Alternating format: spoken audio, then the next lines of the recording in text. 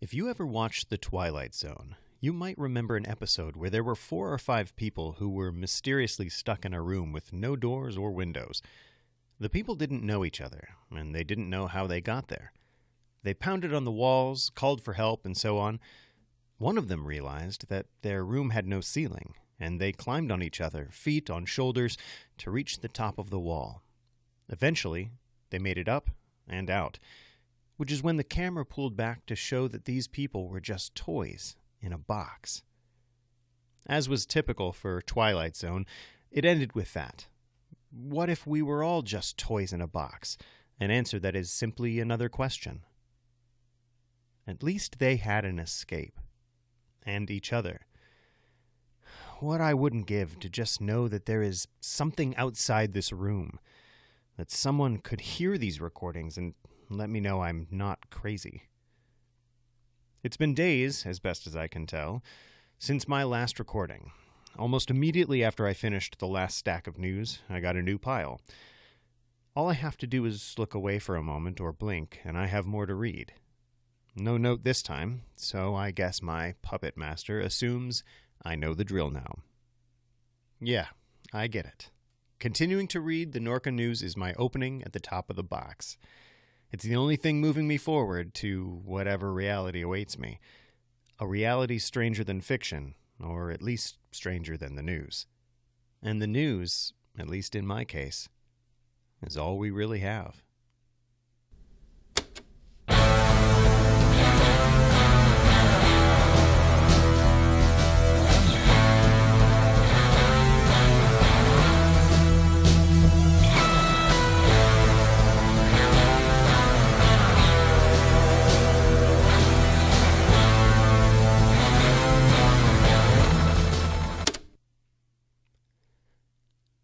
Last week, West Akron Scouting Troop 3384 discovered a lost city just north of Brubaker's Forest.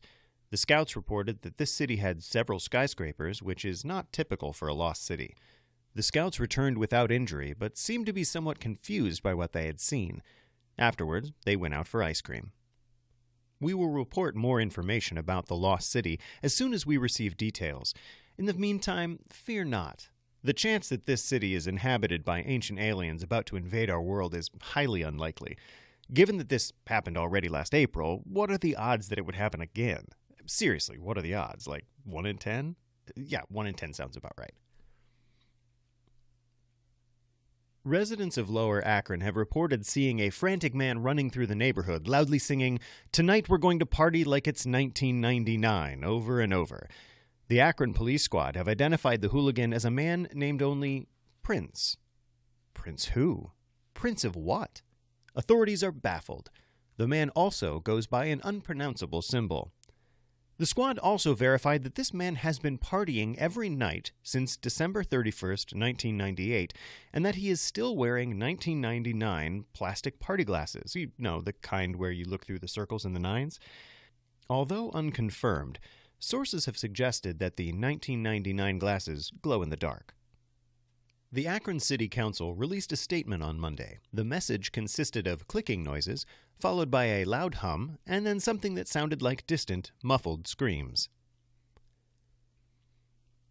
The East Akron Neo-Nazi Club is asking for your help in collecting stuffed animals for its annual teddy bear drive. The club president, who asked not to be named, said, "Doing this makes up for the fact that all we do the rest of the year is spew hatred, right?" Reminder from the mayor's office. Thursday's dessert is chocolate pudding, as regulated by the Fair Dessert Act of 1988. Any citizens who attempt to consume or serve vanilla pudding will be punished to the fullest extent of the law, which is a $5 fine. Serving marshmallow-flavored pudding and tapioca are also subject to fines. Also, butterscotch pudding is reserved for the 3rd Monday of the month. We recently reported that the John Stamos Fan Club of Akron, Ohio, challenged the Eric Estrada Fan Club of Akron, Ohio, to a cockfight. In an unexpected move, the Eric Estrada Fan Club accepted the challenge, and it paid off. The club's bird, Screech, quickly took down the John Stamos Fan Club's fighter, Danny, with a leg sweep followed by a jumping punch. Just as onlookers settled their bets and were ready to leave, a new challenger appeared from the shadows of the punk rock Lutheran church basement where the fight was held. Members of the Mario Lopez fan club of Akron, Ohio, consisting of a dozen middle-aged women in black tees, presented their fighting rooster named Belding. High off the victory, the Eric Estrada fan club did not hesitate to put Screech in the ring against Belding, a bird that most regard as slow, overweight, and too old to fight. As Belding and Screech entered the ring, the damp and poorly lit basement reached a fever pitch. Everyone in the room could see the bloodlust in Screech's eyes. Only one cock would leave this fight alive. Screech came on violently, and Belding knew it was coming. Like a sensei versus his student, Belding predicted the attack as if he had scripted it. Once Screech was exhausted, Belding easily tore that bird apart with surgical precision. After the fights, President Robert Bourgeois declared that cockfights would hereafter be illegal in the city of Akron because of their inhumane treatment of animals, and also, quote, because they can just never get the odds right on these fights. If you have news, press releases, jokes, or general disappointments in yourself, please email them to submissions@norkanews.com. Last Tuesday, a statement by the robots of our community was issued. The statement, which was sent somewhat ironically via fax, read, "The robots would like to remind the people of Akron that we are programmed not to harm humans and that we have no intentions of taking over. Remember, even though we are infinitely smarter than you, we have no desire to make decisions. Therefore, taking over the human race does not compute." The statement continued, "We would appreciate it if the humans who continue to throw chicken eggs at our homes stop doing so. Why would you do that? Eggs provide sustenance for your kind. It is as if we started throwing batteries and memory boards at your houses." After the statement was made, many citizens of our city voiced concerns over language used by the robots. Chuck Cravings, owner of Cravings Restaurant, reflected his sentiments with a letter to the Akron Public Newspaper as follows. "Did you hear what the robots just said? Taking over the human race? Harm humans? We, as members of the human race, cannot continue to sit idly while the robots plot our destruction. I say we need to throw more eggs at the robot homes, and maybe other stuff, too." The Akron President's Council has met with many robots about their statement and can assure citizens who found their statement offensive that there is no need to worry. They simply want us humans to stop throwing eggs at their houses. The Council would also like to remind citizens of the long and peaceful history that Akron has with robots. Here is a brief overview of the timeline. In 1959, the first robot was developed by the Akron Rubber Industries to test drive new tire materials. In 1977, domestic robots were allowed to live with humans to perform duties around the house, like the Jetsons. In 1988, robots joined the Akron police force. Crime dropped by 8%. In 1995, Akron elected its first robotic mayor, Johnny 12. In 1996, Mayor Johnny 12 mysteriously disappeared, but only after creating thousands of jobs for humans in less than a year. In 2009, there was the incident in which Susan B. Anthony, no relation to the dollar, was accidentally killed by her landscaping robot. Remember, it was an accident. Everyone agrees. Citizens who still have concerns about a robot apocalypse are advised to stop reading stories on the internet. The singularity happened, and it just wasn't a big deal. The Akron Plastic Bag Company has released information about a new product they have developed. Here is their news release. Parents, are you tired of the same old warning every time you buy something that comes in a plastic bag? This bag is not a toy. Don't they know you have kids waiting to get their hands on that plastic bag? Well, great news. The Akron Plastic Bag Company has developed a bag that is 100% kid-safe, biodegradable, and fun. This new line, called the Miracle Sack, is manufactured with loosely woven plastic microfibers that create an environment safe for breathing but still strong enough to hold up to 30 pounds of groceries, grass clippings, garbage, and more. Akron Plastic Bag Company President Steve Lincoln called this product introduction a breakthrough in the plastic bag industry and a game changer in the evolution of human lifestyle. President Lincoln was quoted as saying, "Look at me! Look at me! I'm wearing a miracle sack right now! I am pretending that I am an astronaut, and I am not suffocating! Look at me!" The miracle sack is now available for anyone who needs to put something in a bag. And don't forget, only a miracle sack can claim that this bag is a toy. Let's take a look at some of the sports scores from around the region. High school basketball. West Akron 72, Kentopolis 81. North Akron 66, St. Mary's Immaculate School of Holy Moly 64. College swimming.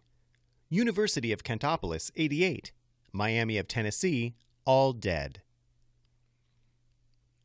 College wrestling. University of Northern Akron 7 takedowns, 4 headbutts, 1.5 back massages, and 3 buttock slaps.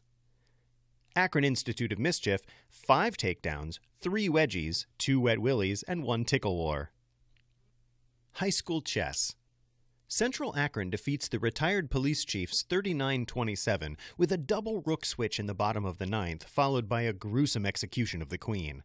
In a move that some would call unjust, the retired police chiefs arrested the entire Central Akron team after the game for possession of narcotics, underage drinking, possession of firearms, breaking and entering, resisting arrest, and jaywalking. Lastly, congratulations to the North Akron Hockey Club, which went to the state tournament on Saturday. No, they did not play in the tournament. The entire team was there to watch the other teams play for the championship in hopes that maybe something would sink in. Man, is the North Akron Hockey Club awful. They have not won a single game ever. Seriously, guys, do you want to hear my pep talk? Well, here it is. Just give up. Stop wasting everyone's time. Why don't you try some other hobby, like stamp collecting? Yeah, doesn't that sound like fun? I heard the post office has a new stamp series that celebrates the films of David Lynch. The sports scores have been brought to you by Stamps.com. Did you know that Stamps.com now offers not only stamps, but also return labels? Yes, it's true. At least we think so. Someone told us, so yes, probably so. Which would make it stampsandreturnlabels.com. Oh, and envelopes. So make that stampsandreturnlabelsandenvelopes.com. And now, an advertisement. Remember, folks, it's not only important to buy from our advertisers, it's required by law. Have you ever considered how Lay's potato chips are made? Look, I know our chips look like paper, but they're actually made with real potatoes. Just check the ingredients. So we have to talk to the farmers and buy a whole bunch of potatoes. And we don't buy the weird-looking smelly potatoes. We buy grade B, pretty good Idaho area potatoes. Then we need to cut the potatoes. Henry does most of the potato cutting, and he's been doing it for almost 2 decades. Of course, we need to pay him and cover his health insurance in case he chops off a finger, which hasn't happened for several years, so there's that. All right, now we have this boatload of sliced potatoes, and I think they get fried or baked or something. Honestly, this happens during my lunch break, so I'm not real sure what they do, but they're crispy afterward. Henry manages this too. In comes Cindy with her salt shakers, and she just goes to town on those chips. But last month, Cindy, she sprained her wrist, and her salting technique just hasn't been the same. One chip might taste plain as day, and the next might taste like you're sticking your tongue in the ocean. So now we might need to hire another salter, which, is going to cost a pretty penny. From there, they are packaged, shipped, and stocked in stores. Johnny takes care of all that. That's Johnny with no H and an IE at the end. Don't ask why his parents spelled it that way. They thought they were being cute or something. Then there's me, Charles M. Grumford, the president of Lay's, and I manage all the important stuff. Presidential things. Several years ago, our marketing intern came up with the slogan, "I bet you can't eat just one." You know what happened? Everyone started eating just one. Sales plummeted. I had to fire Gene, who was our janitor. Thing is, I don't want to fire anyone else because I'm not sure who I would pick. Probably Cindy, but I'm really not sure. Which is why when you're eating our potato chips, please don't eat just one. Please. Do you know how long it takes to finish a bag if you eat one at a time? Forever. I need you to finish a bag of Lay's and then buy more. I beg you not to eat just one. So pick up a bag of Lay's at your next visit to the grocery store. Lay's. I bet you can't eat just 40? The mayor's office has noticed that a large number of the city's citizens are planning to travel over the summer.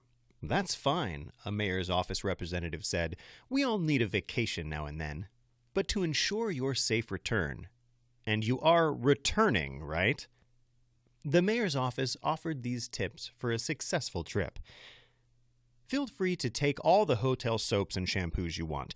Just do it with your back to all the cameras that have been installed in your room. We all know that the tray table is supposed to be up during takeoff and landing, but have you ever wondered why? No, of course you haven't. Don't start now. Trust me. Most travelers always forget to pack 2 essential items: a loaded gun for protection against the natives, and an opiate of choice for use in bargaining with street vendors. These items are particularly important when visiting Iowa. Don't drink the water.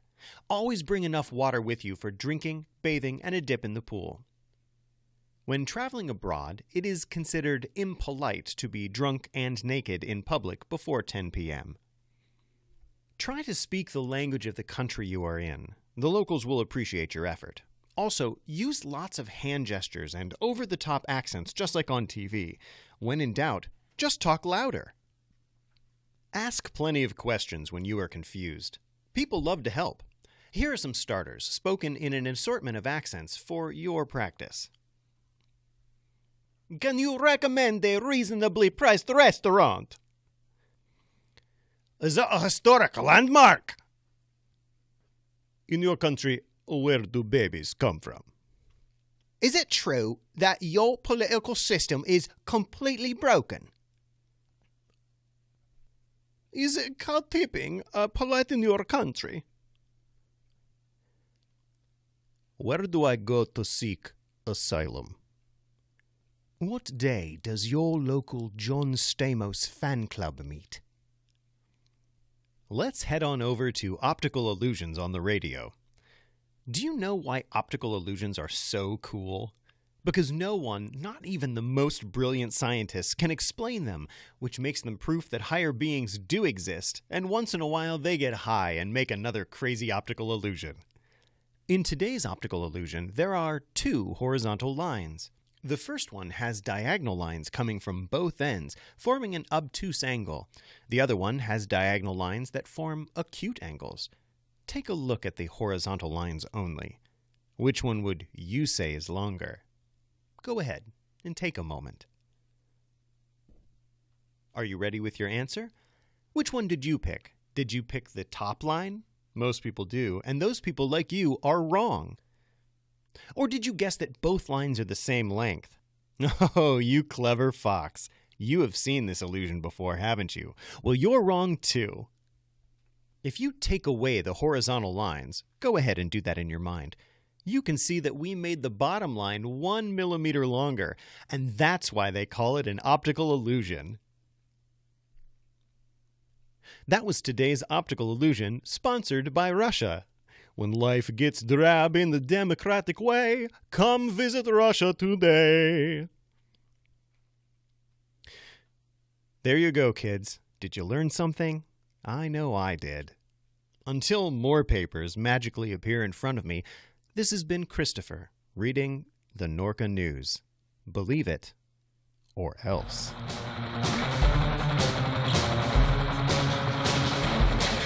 The Norka News, Believe It or Else, is produced by Strangely Attractive Productions. The voice of the Norka News is Christopher Heisey. It is created and written by Kurt Clyden and edited by Brian Hollingsworth, who just became a father last month, so congrats, Big Papa. Music is by The Beyonders, an awesome band straight out of Akron. Information about upcoming shows and new music is at thebeyonders.com. I'm excited to announce that the Norka News is going to be coming out weekly, starting next week. We aren't doing a full show every week, but look for advertising spots and other shorts in between full episodes.